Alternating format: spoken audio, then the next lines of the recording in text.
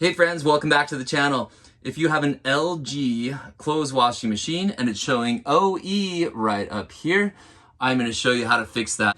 You have a filter. Hey, listen, this is good news. I know sometimes people think I don't want to clean the filter. Look, it's right down here. I'm going to show you how to do it. It should take 10 minutes or less, and this is a regular maintenance item that you need to do. So again, if you have that OE up here, it's telling you that we're having a problem on draining this washing machine. Most of the time it's the filter. Occasionally it is a motor in there, a pump that needs to be replaced. All right, let's get to it. Here's what we're gonna do. We're gonna take this panel off, but before we do, let's get a little bit of materials. We need something to hold some water and something kind of low to hold some water. Now, if your washer is up on a pedestal, then you can get away with a little bit more of a bucket style, something to hold water. And we're gonna get a towel and we'll tuck it under here as well. Okay, now we've got our towel. We're just gonna open this up, push down on this. This little door actually just hinges and comes right off. I say it's easy, but then I struggled a little bit. It actually does come off pretty darn easy. And look at that, they give you kind of instructions right there. So we have a hose down here, that's this here. And then obviously the filter is on the right-hand side. The hose, though, is that we need to drain all of the water out of the system. Your washer might have a little bit of water. It's probably going to have a lot of water, though, especially if it was the middle of a cycle. There's a good chance that you're going to be filling up a pan like this, dumping it in here, and you might have to do it multiple times. There's a trick to it, so we'll take out the hose. Just gently pull down and gently pull out a little bit, but that's all the hose you have, so you can see that if you had something tall like this, it really wouldn't work. So we're gonna put it into this pan, we'll fill it up about halfway, and then we'll just keep kind of dumping and coming back to it. Just gonna pull out this plug, we're gonna drain out the water, and then we can put this plug back in temporarily if we need to go dump out the water. All right, let's get to it. Okay, so I pulled out the plug. By the way, you can just kind of hold it with your fingers like this, and I put this towel here just in case we drip a little bit. So there's our water coming out. And again, it's kind of a long, slow process. I mean, you know, a few minutes, but sitting down here isn't the most comfortable thing. So we'll drain it out. And then again, you could put the plug back in at this point, or I'm just gonna kind of pinch it off. And then I'll pour that into my bucket. There we go, back at it. So again, depending on when this happened, like was it in the middle of the cycle, this could be something, you know, you have to go get this and then put that down the drain. But this could happen multiple times. Pinch it off, do it again. Okay, we filled up this pan. This is the 4th time now. So here's how much water we have. This technique of pinching it off with my fingers seems to be working pretty well. So I don't think you need to put this plug in every time. Pinching it off seems to work pretty good.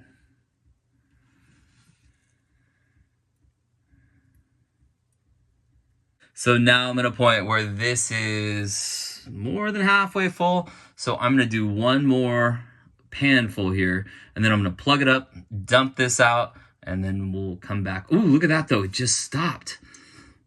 All right, I'm gonna give it a minute. Let's let it kind of keep dripping here, but boy, that's good news. Again, just a warning, it could be more water than this. It could be less water than this. So just kind of keep that in mind. And again, if you're ever desperate, just put that plug back in and it will stop the water from coming out. Okay, looks like mine's just about done. So I put that plug back in. Now I'm gonna gently push this hose back in a little bit, and then this just attaches back up. Let's see if I can get you a better angle.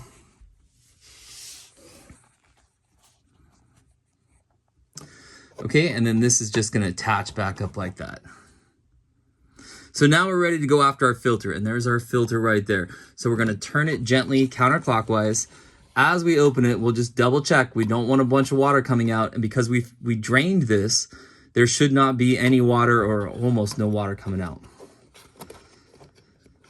So this kind of a loader is very nice that this drain is in the front.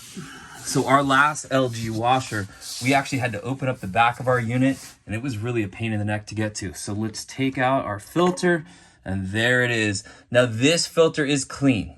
So I have cleaned it recently. Also, this filter is small. It's much smaller than our last washer, even though this washer is much bigger than our last one. What that tells me is I'm gonna have to keep a sharp eye on this filter right here. So I wanna clean this out. If you have a lot of pet hair, something like that, cats, dogs, you might even consider getting a wet dry vac. I'll kind of show you in there, and maybe kind of sucking out anything, especially if you see anything gross in there, kind of clean it out a little bit. Make sure this is all nice and clean here. And then the basket's gonna go in just like this. Turn it. It's a couple revolutions here. And then when it's done turning, you can feel it. It's pretty firm. It's a pretty firm stop when it's ready to go. This is buttoned up here. I'll move our water out of the way. Then we'll put this right back in here. There we go. Put that back in. That is gonna fix that OE 95% of the time. In fact, I would even say it's higher than that. All right, my friends, I'm gonna wrap up the video with a couple tips and tricks. Here's my #1 tip and trick. See this right here? This is a water detector. Check out what happens if it touches water. Yep, super loud. It has these 4 prongs. So little prongs sticking up on the back. If those get wet and make a connection, then that alarm goes off. I stick these. Some of the other washers, I could kind of slide one underneath the front. For this washer here, I'm gonna put one on the side right here. Also one in the back right here. I kind of have a mat back there right now, just in case any water got down there.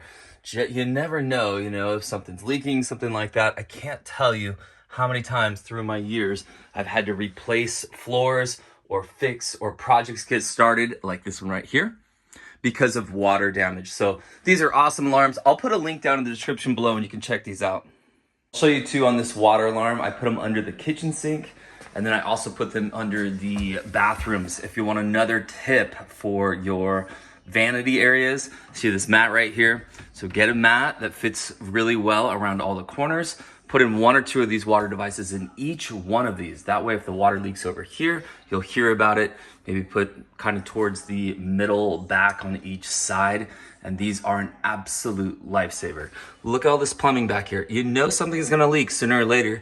Look, I'm leak checking something right there by wrapping toilet paper around it. Make sure it's not leaking. Something's gonna leak before you know it. So I might as well put a couple alarms down here. I usually check them every year or so just to make sure they're still working, make sure the batteries are up to go. All right, my friends, hey, I hope you enjoyed this video. If you did, give it a thumbs up, subscribe to the channel, and we'll see you next time.